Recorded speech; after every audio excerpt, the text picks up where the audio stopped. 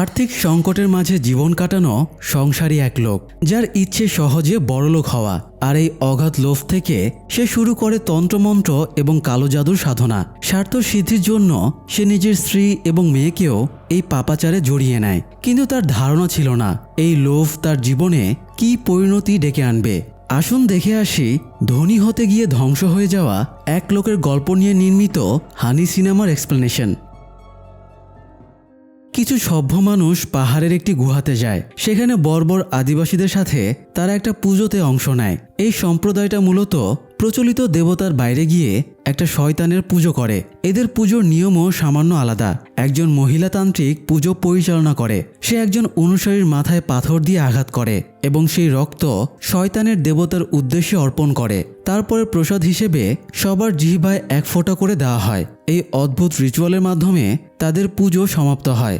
এরকম অদ্ভুত কালচার যে শুধু প্রত্যন্ত পাহাড়েই আছে তা কিন্তু না, শহরের আধুনিক সমাজের অনেকের মধ্যেও কুসংস্কারের বিষবাষ্প ছড়িয়ে আছে। তেমনই একজন হলো আনন্দ।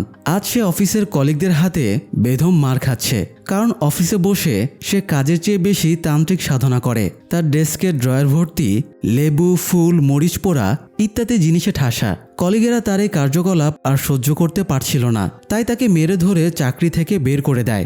মার খেয়ে ছেঁড়া জামা এবং রক্তাক্ত শরীরে আনন্দ বাড়ি ফিরে আসে। আনন্দের স্ত্রী ললিতা তখন মেয়ে মীরাকে দোল দিয়ে ঘুম পাড়াচ্ছিল। আনন্দের এই অবস্থা দেখে ললিতা তাকে হাসপাতালে নিয়ে যেতে চায়। তবে আনন্দ আপসেট ছিল। সে নিজের বাচ্চাকে দোষারোপ করে বলে এই বাচ্চাটাই অপয়া। বাচ্চার জন্মের পর থেকেই নাকি তার ভাগ্য খারাপ হয়ে গেছে। আনন্দ ললিতাকেও দোষারোপ করে তাকে বিয়ে না করলে এই বাচ্চাটার জন্মই হতো না। এরপরে আনন্দ ভেতরে চলে যায় এবং সকল দেবতার ছবি সরিয়ে ফেলে শয়তানের দেবতার ছবি লাগায়। এটা মূলত সেই শয়তান দেবতা পাহাড়ের গুহায় যার পুজো করা হয়। তো যাই হোক, এরপরে 6 বছর কেটে যায়। আনন্দ এখনো উপার্জনের মতো কোনো কাজটাজ করে না, শুধু এখানে সেখানে ঘুরে বেড়ায় আর সুযোগ পেলে টুকটাক পুজো অর্চনা করে। ললিতা কোনো রকমের শিক্ষকতা করে সংসার এবং মেয়ের পড়াশোনার খরচ সামলানোর চেষ্টা করছে। তার একার খরচে বেশ হিমশিম খেতে হচ্ছে। পাওনাদারেরা এসে ঝামেলা করছে। কথাগুলো আনন্দকে বলতেই সে খেপে যায় এবং ললিতার গায়ে হাত তোলে। কোনো কাজ বা চাকরির কথা বললেই আনন্দ রেগে যেত। তার একটাই কথা, একদিন এসব তন্ত্রমন্ত্র করে সে ধনী হয়ে যাবে। যদিও ললিতার চাহিদা যথেষ্ট কম, সে সৎভাবে সামান্য ইনকামেও খুশি ছিল। কিন্তু আনন্দের লোভ এবং লালসার সামনে ললিতার কোনো উপদেশই টিকে না। এদিকে আবার কলোনির লোকেরা বাড়ির সামনে এসে ঝামেলা শুরু করে। আনন্দের কালো জাদুর চর্চার কারণে তারা বেশ ভয় পাচ্ছিল। না জানি দেবদেবীর কি অভিশাপ লেগে যায়। এই জন্য মপ করে তাকে এলাকা ছাড়া করতে চাইছিল। বাধ্য হয়ে বাড়িওয়ালা আনন্দকে 2 দিনের সময় দিয়ে বাড়ি ছেড়ে চলে যেতে বলে। আনন্দ কোনো প্রতিউত্তর না দিয়ে কলোনি ছেড়ে চলে যায়। তারপরে আরও 3 বছর কেটে যায়। আনন্দের অভ্যাসের কোনো পরিবর্তন হয়নি। সে এখনও ভাগ্য বদলের আশায় আছে। নতুন শহরে গিয়ে ললিতা স্কুলে চাকরি নিয়েছে এবং একই স্কুলে মীরাকেও পড়াচ্ছে। একদিন স্কুল শেষ করে বাড়িতে ফেরার সময়ে ওপরের তলায় গানের আওয়াজ পায়। ওপরের তলায় নতুন ভাড়াটিয়া এসেছে। মীরার গান শেখার প্রতি বেশ ঝোঁক ছিল। আবার বিয়ের আগে ললিতাও টুকটাক গান করত। তাই মা মেয়ে ওপরতলার ভাড়াটিয়ার সাথে দেখা করতে যায়। কড়া নাড়তেই এক বৃদ্ধ বেরিয়ে আসে। বৃদ্ধ জানায় তার মেয়ে গান করছিল। সে এখানকার স্কুলের মিউজিক টিচার হিসেবে জয়েন করেছে। ললিতা শুনেছিল তাদের স্কুলে একজন মিউজিক টিচার আসছে। একটু পরে টিচারও বেরিয়ে আসে এবং ওদের ভেতরে নিয়ে যায়। ওরা সবাই টুকটাক কুশল বিনিময় করে এবং টিচার মীরাকে গান শেখাবে বলে কথা দেয়। টিচারের বাবা মীরাকে কোলের ওপরে বসায়। এমনিতে ব্যাপারটা স্বাভাবিক, কিন্তু লোকটার টাচে মীরা বেশ অস্বস্তি বোধ করছিল। তো এরপরে ললিতা আর মীরা নিজেদের অ্যাপার্টমেন্টে চলে আসে। সেদিন রাতে সারাঙ্গাপানি নামের এক তান্ত্রিক আনন্দের সাথে দেখা করতে আসে। তারা দুজনে কোনো বিশেষ কাজের ব্যাপারে আলোচনা করছিল। ললিতা আড়াল থেকে তাদের কথা সামান্যই শুনতে পায়, ফলে শিওর হতে পারছিল না ওরা কি ব্যাপারে কথা বলছে। সারাঙ্গাপানি বলে তাদের কাজের জন্য আনন্দের মেয়ে মীরাকে লাগবে। সে আনন্দকে অনেক টাকা ইনকামের লোভ দেখায়। আনন্দ একটু দ্বিধায় ছিল, কারণ এই কাজের জন্য ললিতা হয়তো মীরাকে ছাড়বে না। সারাঙ্গাপানি বিরক্ত হয়ে আনন্দকে বলে ন্যাকামি বাদ দাও। এই কাজের জন্য তুমি ছাড়াও আরো বহু মানুষ আছে। তোমাকে শুধু তোমার মেয়ের অ্যাডভান্টেজের জন্য সিলেক্ট করা হয়েছে। কথাগুলো বলে সারাঙ্গাপানি বেরিয়ে যায়। ললিতা কথাবার্তার ধরন থেকে বুঝতে পারে ওরা নিশ্চয়ই কোনো খারাপ কাজের প্ল্যান করছে। তাই ললিতা আনন্দের সাথে চিৎকার চেঁচামেচি শুরু করে দেয়। ফলে আনন্দ ললিতাকে মারধর শুরু করে। বাবা মায়ের ঝামেলা দেখে মীরা কাঁদতে শুরু করে। তাদের ঝামেলার আওয়াজ শুনে ওপরতলা থেকে মিউজিক টিচার এবং তার বাবা নেমে আসে। তারা মীরাকে সাথে করে নিজেদের বাড়ি নিয়ে যায় যাতে তাকে বাবা মায়ের ঝামেলার ভেতরে থাকতে না হয়। পরের দিন স্কুলে এসে মীরার ললিতার সাথে দেখা হয়। মীরা মুখটা ছোট করে মাকে বলে, বাবা এবং তুমি আর ঝগড়া কইরো না, আর ঝগড়া করলেও আমাকে যেন বিদ্যা ম্যাডামের বাড়ি পাঠিও না। মীরা জানায় রাতে ঘুমের সময়ে টিচারের বাবা তাকে ব্যাড টাচ করছিল। কথাটা শুনে ললিতা হতবাক হয়ে যায়। মীরাকে জড়িয়ে ধরে তাকে ভরসা দিয়ে বলে সে আর কখনোই তাকে ওদের বাড়ি পাঠাবে না। রাতে আনন্দ ছাদে বসে ড্রিঙ্ক করছিল। ললিতা তখন আনন্দের কাছে গিয়ে অনুরোধ করে বলে তাদের মীরার সামনে ঝামেলা না করলেই ভালো হয়, না হলে এটা ওর মানসিক বিকাশে ইফেক্ট ফেলবে। আনন্দ বলে সেও আর কোনো ঝামেলা করবে না, তবে এর আগে তাকে কিছু কাজ করতে হবে। ললিতা আনন্দের যে কোনো শর্তেই রাজি ছিল। আনন্দ বলে আজ রাতে সে 10 দিনের জন্য বাইরে যাচ্ছে, ফিরে আসার পরে সে চেঞ্জ হয়ে যাবে এবং খুব শীঘ্রই বড়লোক হয়ে যাবে। ললিতা বলে তাহলে এই 10 দিন সে মীরাকে নিয়ে গুরুজির আশ্রমে কাটাবে। এরপর আনন্দ রাতে বেরিয়ে যায় আর ললিতা এবং মীরা পরের দিন সকালে আশ্রমে চলে যায়। আশ্রমে আসার পরের দিন সকালে মীরাকে খুঁজে না পেয়ে ললিতা অস্থির হয়ে যায়। তবে কিছুক্ষণ খোঁজার পরে সে আচার্য নামের আশ্রমের এক সেবকের কাছে মীরাকে পায়। আচার্য লোকটা বেশ ভালো, ছোটবেলায় পরিবারকে হারিয়েছে। এরপর সে আশ্রমে জীবন কাটাচ্ছে। ললিতা আচার্যকে নিজের ভাই বানিয়ে নেয়। আচার্য মীরাকে কাঠের একটা খেলনা উপহার দেয়। তো এরপরে কয়েকদিন ললিতা আর মীরা খুব সুন্দর সময় কাটায়। যদিও গুরুজি অ্যালার্ট করেছে মীরার বিপদ আসতে চলেছে, তবে মীরার বিপদ যে স্বয়ং তার নিজেরই বাবা সেটা জানতো না। এদিকে আনন্দ তার কাজের সব সেটেলমেন্ট করে আশ্রমে ওদেরকে নিতে আসে। আনন্দ বেশ খুশি ছিল। সে আজ পর্যন্ত মীরার সাথে কখনো ভালোভাবে কথাও বলেনি, তবে আজ সে মীরাকে কাছে ডেকে ভালোভাবে কথাবার্তা বলে। ললিতা জামা কাপড় প্যাক করছিল, তখন আচার্য আসে। আচার্য মীরাকে একটা খেলনা দেয় আর আনন্দের কাছে অনুমতি চায় কখনো মীরাকে দেখতে ইচ্ছে হলে সে আনন্দের বাড়ি আসতে পারবে কিনা। আনন্দ কোনো ভদ্রতার ধার না ধরে আচার্যকে স্পষ্ট না করে দেয়। এতে আচার্য একটু মন খারাপ করে চলে যায়। এরপরে আনন্দ ওদেরকে নিয়ে আসার সময়ে খেলনাটা আশ্রমের সামনে ফেলে দিয়ে আসে। আনন্দ মীরা আর ললিতাকে নিয়ে আরেকটা নতুন বাড়িতে আসে। এটা মেবি সারাঙ্গাপানির বাড়ি। সেখানে রাভানা নামের একজন আয়াও ছিল যে বাড়ির সবকিছু দেখাশোনা করত। তবে রাভানার হাবভাব ছিল বাড়ির মালিকের মতো। বাড়িতে ঢুকতেই ললিতার কেমন গা ছমছমে লাগে। আনন্দ মীরাকে নিয়ে ললিতাকে ভেতরে ঘরে যেতে বলে। রাভানা বিড়ালের অবয়বের একটা পুত্তলিকা বা পুতুল এনে আনন্দকে দেয়। সারাঙ্গাপানি আনন্দকে বলে মীরা যেন আপাতত এটা নিয়ে প্র্যাকটিস করে। একদিন পরেই তারা কাজের প্রথম স্টেপের জন্য বেরিয়ে যাবে। তো কথাবার্তা শেষ করে রুমে যেতেই ললিতা আকুতি মিনতি করতে থাকে তারা এই বাড়িতে থাকবে না, জায়গাটা তার সুবিধা লাগছে না। তাছাড়া মীরাকেও সে ছাড়তে চাইছিল না।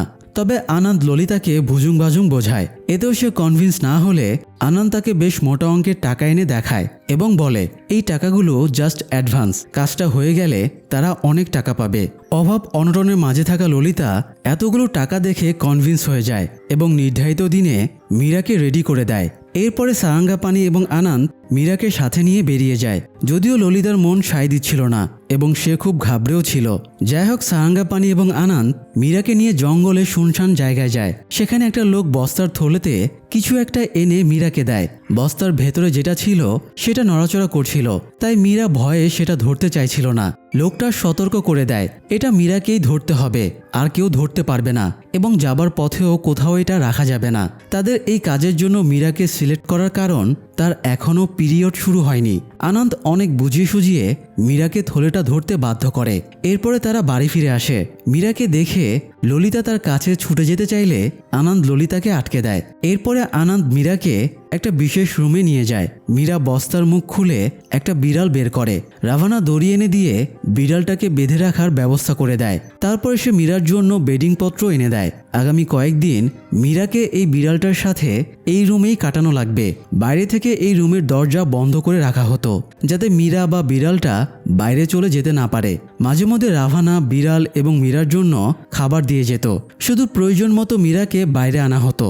তখন তাকে বিড়ালের পুতুলটাকে কিভাবে ফাঁস পড়াতে হবে সেটা শেখানো হতো, কারণ কয়েকদিন পরে আসর বিড়ালটাকেও ফাঁসে ঝোলানো লাগবে। তো এভাবে বেশ কয়েকদিন কেটে যায় এবং একদিন বিড়ালটা গঙ্গাতে শুরু করে। গঙ্গানি শুনে আনন্দ দ্রুত ওই রুমে ছুটে যায়। ললিতা মীরার কাছে যেতে চাইলে আনন্দ তাকে রুমেও ঢুকতে দেয় না। আনন্দ আর রাভানা মিলে সিলিংয়ের সাথে একটা লম্বা দড়ি ঝুলিয়ে দেয়। এরপরে তার রুমের বাইরে চলে আসে। রাভানা সারাঙ্গাপানিকে ফোন দিয়ে জানালে সেও দ্রুত চলে আসে। মীরাকে আগেই শিখিয়ে দেওয়া হয়েছিল এই পরিস্থিতিতে তাকে কি করতে হবে। সে দড়িটা দিয়ে একটা ফাঁস বানিয়ে সেই ফাঁসটা বিড়ালের গলায় পরিয়ে দিয়ে বাইরে চলে আসে। বেশ কিছুক্ষণ ছটফটের পরে বিড়ালটা 4টা বাচ্চার জন্ম দেয়। সারাঙ্গাপানি আনন্দকে জিজ্ঞেস করে বিড়ালের মিউকাস বা রক্ত ভেঙেছে কিনা। আনন্দ হ্যাঁ উত্তর দিলে সারাঙ্গাপানি দড়িটা টান দিয়ে বিড়ালটাকে মেরে ফেলতে বলে। আনন্দ সেটাই করে। সে দড়ি টেনে বিড়ালটাকে ফাঁসে ঝুলিয়ে মেরে ফেলে। এই দৃশ্য দেখে ললিতা প্রচণ্ড ট্রমাটাইজ হয়ে যায়। আনন্দ তাকে ধরে রুমের বিছানায় ফেলে আসে।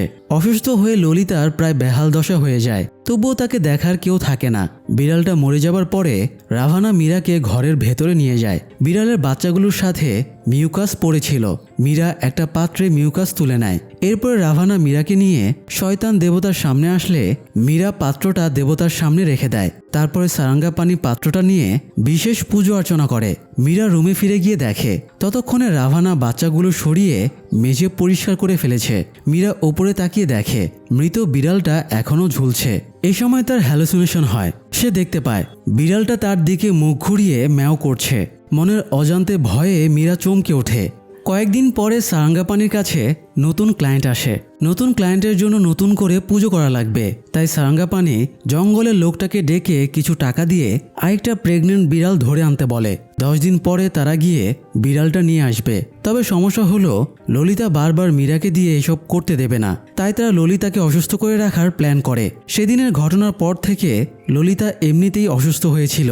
তার উপর আবার রাভানা ললিতাকে বিষাক্ত মাশরুম মেশানো সলিউশন খাইয়ে দিয়ে আরও অসুস্থ করে দেয়। এরপরে তারা ডাক্তার ডেকে আনে। ডাক্তার ললিতাকে সেন্সলেস হবার ইনজেকশন দেয়, পাশাপাশি বলে যায় ইনজেকশন দিলে 24 ঘন্টা ললিতা অচেতন থাকবে, তাই তাকে প্রতিদিন ইনজেকশন দেওয়া লাগবে। তাছাড়া ইনজেকশনের পরে তার ভেতরে পার্শ্ব প্রতিক্রিয়া হবে, সে অনেক ভায়োলেন্ট হয়ে যাবে। তাই ওদেরকে সাবধানে সিচুয়েশন হ্যান্ডেলের পরামর্শ দিয়ে যায়। ডাক্তার বেরিয়ে যেতেই ললিতা বিছানায় পড়ে ছটফট এবং আর্তনাদ শুরু করে। তার হাত পা বাঁধা ছিল। জানালার বাইরে থেকে অসহায় হয়ে মীরা মায়ের এই দশা দেখছিল। পরের দিন সকালে মীরা মায়ের সঙ্গে দেখা করতে চাইলে রাভানা তাকে মায়ের ঘরে যেতে দেয় না, উল্টো দরজায় তালা লাগিয়ে দেয়। এখানে মীরাকে স্নেহ করার মতো একমাত্র তার মাই ছিল, তাই মাকে হারিয়ে মীরা বেশ একা হয়ে পড়ে। তাছাড়া অবলা নিরীহ বিড়ালকে হত্যার অপরাধবোধ তো আছেই। আর এই মানসিক ট্রমা থেকে সে তারই মতো সেম চেহারার একটা বিড়াল মানবীর কল্পনা করতে শুরু করে। মানে তারই অবয়বের একটা বিড়াল এসে তার সাথে কথা বলতো।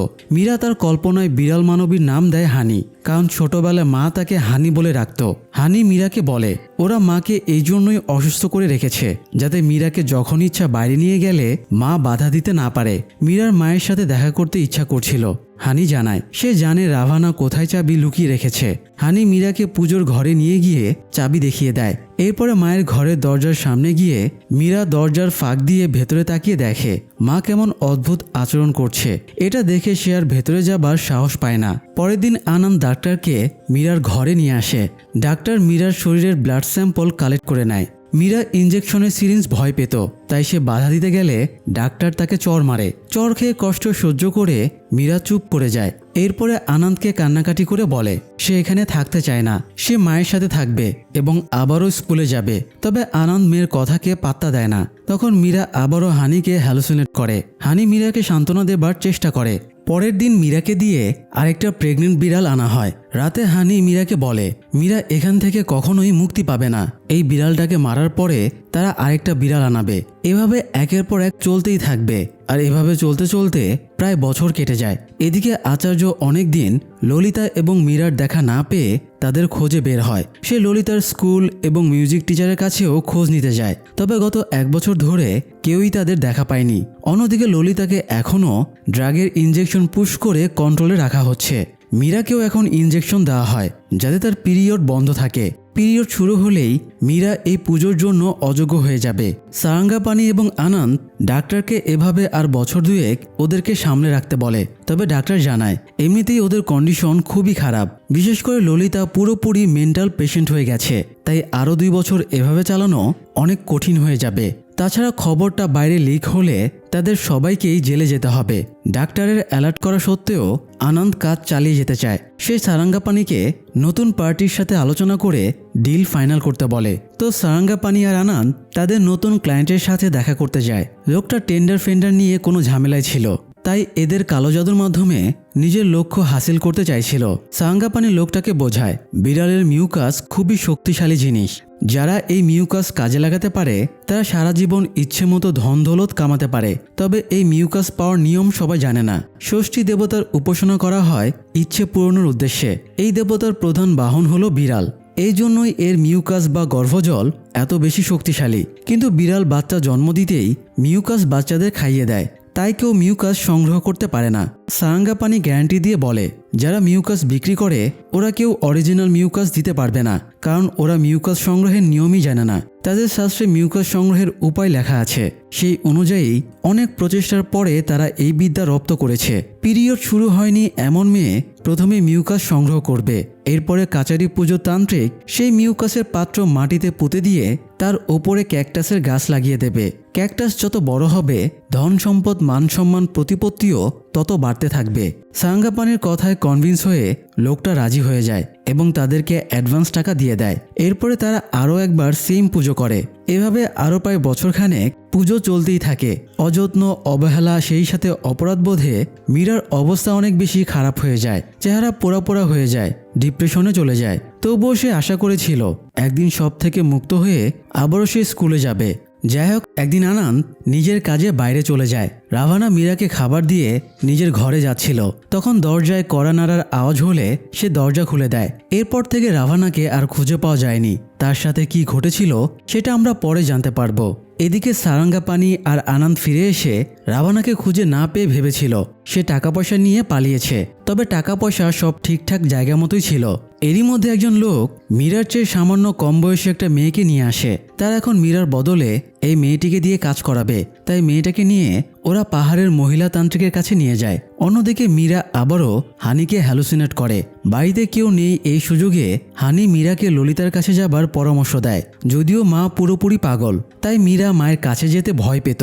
তবে হানি মীরাকে ভরসা দিয়ে মায়ের কাছে পাঠায়। মীরা মায়ের কাছে গিয়ে কান্নাকাটি করে বলে চলো এখান থেকে পালিয়ে যাই, কিন্তু আনন্দের হাত থেকে বেঁচে তারা পালাবেই বা কোথায়। ললিতা মেয়েকে জড়িয়ে ধরে কিছু একটা ভেবে ভরসা দিয়ে বলে চিন্তা করিস না, আমি তোর মুক্তির ব্যবস্থা করব। যাই হোক, রাতে আনন্দ নতুন মেয়েটাকে নিয়ে বাড়ি ফিরে আসে। মেয়েটার হাতে বিড়ালের থলে ছিল। আনন্দ যেভাবে দেখায় সেভাবে মেয়েটা বিড়াল বেঁধে রেখে দেয়। অন্যদিকে মীরা ততক্ষণে আনন্দের ড্রিঙ্কের সোডার বোতলে বেশ কিছু ট্যাবলেট মিশিয়ে রেখে দেয়। রাতে আনন্দ মদের সাথে সেই সোডা মিশিয়ে পান করে, তারপর সে ঘুমিয়ে যায়। তখন মীরা ললিতার ঘরের দরজা খুলে দিলে ললিতা বেরিয়ে এসে আনন্দকে একটা ইঞ্জেকশন পুশ করে দেয়। বাইরে তখন বৃষ্টি হচ্ছিল। বৃষ্টির পরম স্পর্শে অনেকদিন পর ললিতার মন কিছুটা শান্ত হয়। মীরা আনন্দের আনা নতুন মেয়ে এবং বিড়ালটাকে মুক্ত করে দেয়, আর ললিতা আনন্দকে টেনে পুজোর ঘরে নিয়ে যায়।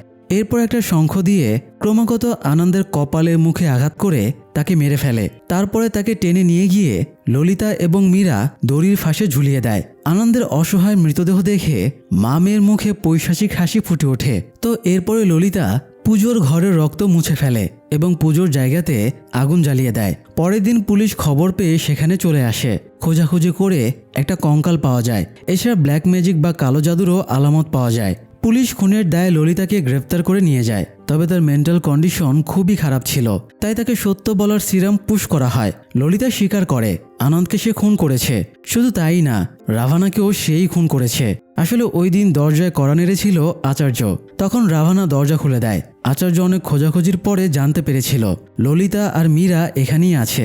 রাভানা আচার্যকে বলে ললিতা অসুস্থ, তার সাথে দেখা করা যাবে না। এই সময় মীরা রুমের বাইরে চলে এলে আচার্য তাকে দেখতে পায়। এই জন্য রাভানা তাকে ভেতরে আসার সুযোগ দেয়। মীরার এই বেহাল দশা দেখেই আচার্য বুঝতে পারে সে কতটা অযত্ন অবহেলায় এখানে আছে। আচার্য ললিতার সাথে দেখা করার জন্য জোরাজোরি শুরু করলে রাভানা তাকে বাইরে বসিয়ে ভেতরে চলে যায়। এরপরে রাভানা অসুস্থ দেখানোর জন্য ললিতাকে ইঞ্জেকশন দেয়। তবে রাভানা ডাক্তারের সাজেশন ভুলে গিয়েছিল। ইঞ্জেকশন পুশ করার পরে পার্শ্ব প্রতিক্রিয়া হয় এবং ভিকটিম ভায়োলেন্ট হয়ে যায়। তাই ভুলবশত সে ললিতার পায়ের শেকল খুলে দেয়। আর তখনই ললিতা রাভানাকে অ্যাটাক করে এবং শেকলের ফাঁস দিয়ে খুন করে। তারপরে ললিতা চিৎকার করে মীরাকে ডাক দিলে মীরা আর আচার্য ভেতরে এসে এই দৃশ্য দেখতে পায়। আচার্য ললিতাকে নিজের বোন হিসেবে মানত, তাই সে বাড়ির পাশেই রাভানার ডেড বডিটা পুঁতে দেয়। আচার্যকে জিজ্ঞাসাবাদ করলে সে এই সত্যিটাই স্বীকার করে। কিন্তু কথা হলো, বাড়ি থেকে ললিতাকে উদ্ধার করা হলেও মীরাকে উদ্ধার করা হয়নি।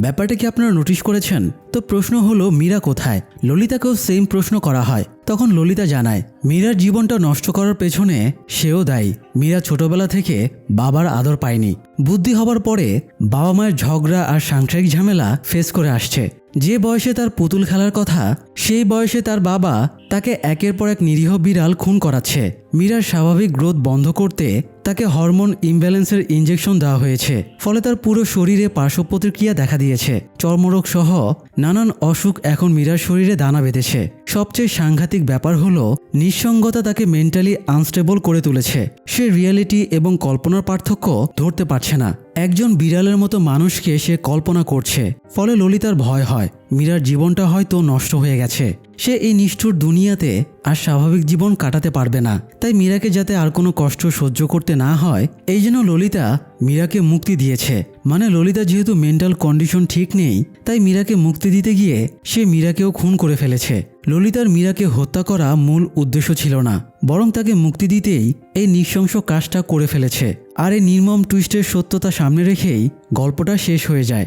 দর্শক, ব্ল্যাক ম্যাজিক যারা করেছে তারা কখনো মুক্তি পায়নি, সবাই ধ্বংস হয়েছে। ধনী হবার শর্টকাট কোনো পথ নেই। ধনী হবার উপায় হলো নিজের লক্ষ্যের প্রতি কনফিডেন্স থাকা, পরিশ্রম করা এবং নিজের মেধাটাকে ঠিকঠাক জায়গায় ইউজ করা। তাই এই সিনেমা থেকে শিক্ষা নিয়ে আমাদের উচ্চাকাঙ্ক্ষা পরিহার করে স্বাভাবিক জীবন কাটানো উচিত। আজ এ পর্যন্তই। সিনেমাটি ভালো লাগলে অন্যদের সাথেও শেয়ার করুন। সবাই ভালো থাকবেন। ধন্যবাদ।